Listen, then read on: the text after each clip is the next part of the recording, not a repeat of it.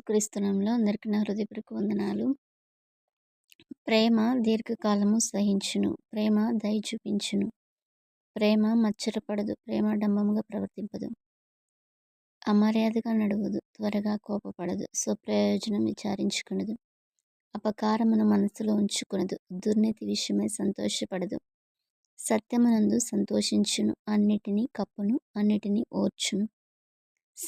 ప్రేమ శాశ్వత కాలముండును. మరి ప్రేమ ఎన్ని మంచి లక్షణాలను కలిగి ఉంటుందో మనం చూసాం. అందుకే దేవుడు నిన్ను వలె నీ పొరుగు వారిని ప్రేమించండి అని చెప్తున్నాడు. ఆజ్ఞల్లో ఒక ఆజ్ఞ ఏంటంటే నిన్ను వలె నీ పొరుగు వారిని ప్రేమించాలి. నీ పూర్ణ హృదయంతో, నీ పూర్ణ ఆత్మతో, నీ పూర్ణ బలముతో నీ దేవుడని యెహోవాను ప్రేమించాలి. రెండవదిగా నిన్ను వలె నీ పొరుగు వారిని ప్రేమించాలి. ప్రేమ పొరుగువారికి హాని చేయదు.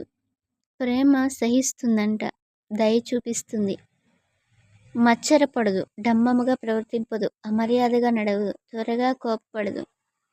ఎవరికి అమర్యాద చేసే విధంగా లాంటి ప్రవర్తన ఉండదు.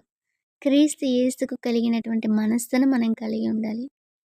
ఆ ప్రేమను మనం కలిగి ఉండాలి.